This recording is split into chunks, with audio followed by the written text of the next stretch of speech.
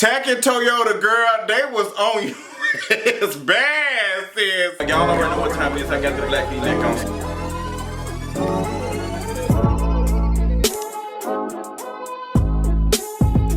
What's going on? I know y'all better drag me. Married to Medicine season, I don't know, reunion part 3. I did not want, I just had something so good and I did not want to share it with y'all. I enjoyed Married to Medicine and I did not do a review for part 2. But let me tell you something. Married to Medicine, I've already told y'all several times and told y'all that as well. The Married to Medicine is their girl. Like, she is so funny. Honey, they had Dr. Gregory on there. Girl, they had Contessa. Contessa must have dragged the everlasting mess out of Tacky Toya. Girl, when she said her husband had been living like, what she said, girl, she said they've been living like refugees the last couple of years, so I'm glad they found their forever home. Girl, Tacky Toya, girl, they is on your ass, sis. But let's go get into this review. Like I said, we had Dr. Gregory and Quad sit down. That was so cringy for my spirit. Like, seeing Quad and Greg talk about everything that has happened in their past and what is the future for Greg and Quad's relationship. Quad, accused Greg of a couple of things. He said, girl, you slammed me to the floor. And he said, girl, well, you grabbed the knife. She said, after you slammed me to the floor. It was a lot going on, and seeing some of the folks try to say that, well, you know, he didn't hit her. Like Tacky Toya said, well, she didn't say that. But girl, we saw violence in their relationship, and to be honest, I did not see Quad in love with Greg from the beginning. I don't think she was ever in love with Dr. G. Every time she was touched by him, every time they went somewhere, she every time he would touch, she would feel like she got frost, like his hands were like frost or some shit, and she just did not want to be frozen. And I don't think she was ever sexually attracted to this man. She said they haven't had sex in 3 years.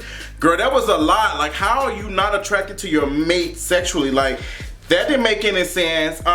She said, girl, we probably had sex once, and the way he was talking about it was cringy. I really just did not even want to come and talk about it, because I know that this what's going on is not no fake stuff. It's real. Like, this whole situation that they got going on, this whole thing is real. It's no like smoke and mirrors. I honestly believe that Quad just don't feel Dr. G like that. And I believe that Dr. G was trying to use all of this stuff that he has purchased, all this materialistic stuff, to make Quad fall in love, because he thought that's what Quad wanted.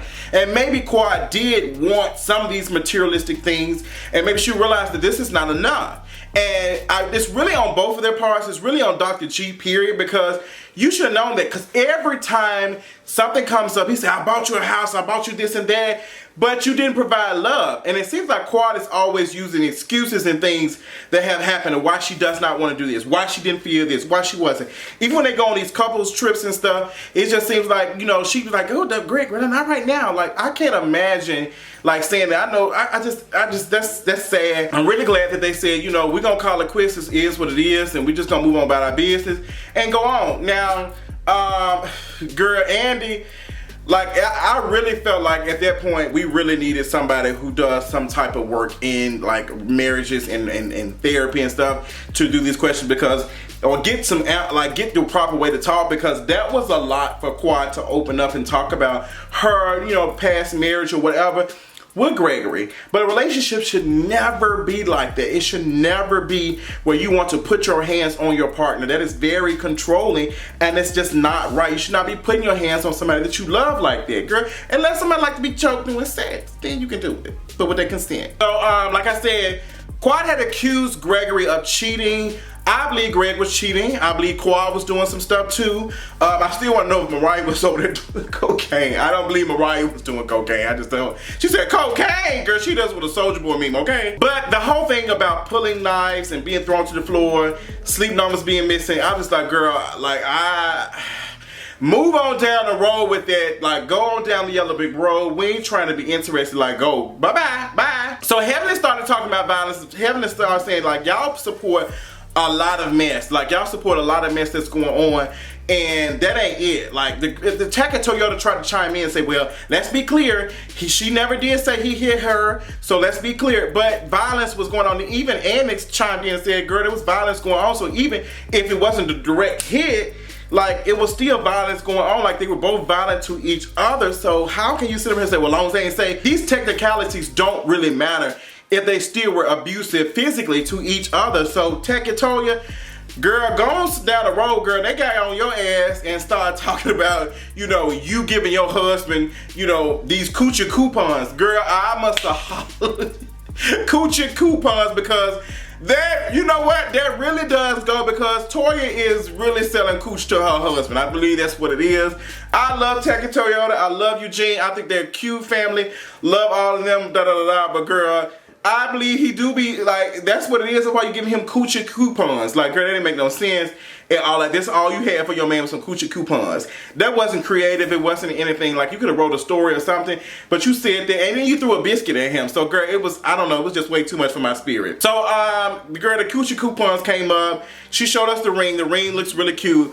And now we start talking to Contessa about what they got going on. Now, as I can remember, our girl, Contessa, was introduced by Tacky Toya like a while back. So I'm confused. Like, she said, my girl, she said that. Like, when she introduced Contessa, she said she would chop your ass. Like, she was in the military, she was in whatever. Like, that's how you introduce. Now you're saying that she doesn't know you.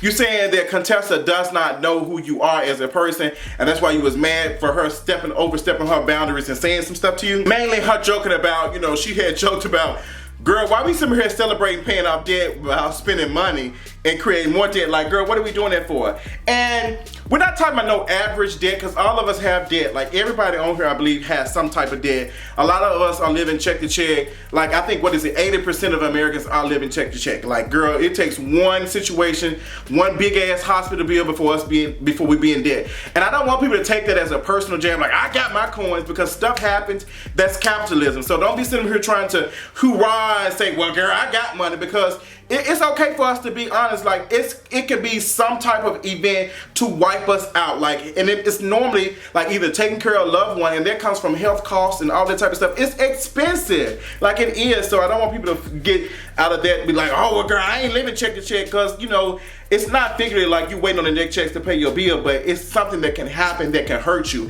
And girl, I'm gonna talk about that in my King of Reeds TV video. But Toya and Eugene, y'all know they was renting that big ass house that was like, I think $12,000 or $10,000 a month. Probably was 17, I can't remember. But like, they were renting this house, and he was telling her like, this is our biggest bill. The house wasn't even fully furnished. And then y'all was losing money from the old house. Like, it was just so much. And Simone chimed in and said, after Contessa said, girl, they have been living like refugees. I swear that was the funniest shit.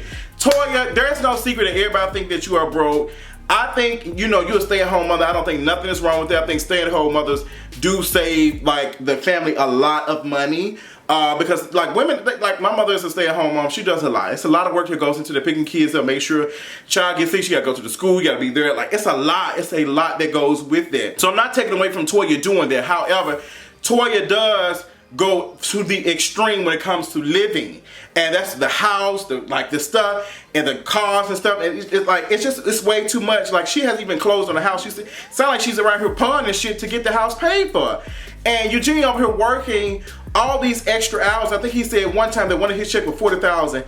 It probably because he was doing so much overtime. And I think people need to understand that overtime is not necessarily, like, you can't make your budget over overtime, because that's not something you're gonna always be able to do. Not saying the company might always allow, that's one thing, but girl, you might not have no energy to do more than whatever hours than you were supposed to do. Like, girl, it's so many factors that goes into that. But girl, Toya, we all know that's a running joke. So Sister Simone hopped in and said, well, you know, we never make any jokes about Toya's finances. That's just something that we just don't do. But Simone, girl, I remember, like, girl, you made a joke about her being raggedy broke. Like, that's what you said when you were mad at her and she was coming at you.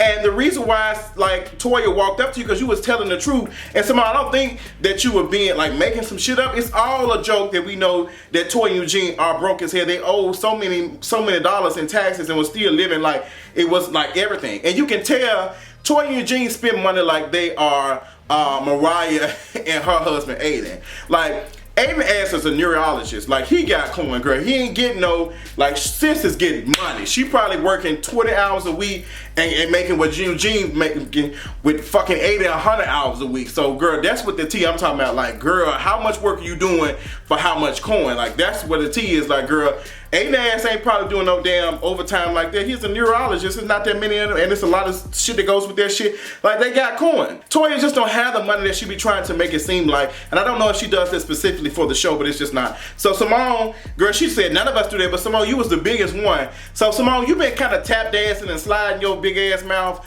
all over in everybody's business and act like you ain't been doing nothing because you don't like Contessa. But honey, you cause a lot of mess too, and you don't be like, you seem like you were trying to take up for Simone, but you were dragging her at one point too. So girl, stop the shit, stop the track, let's stay fast.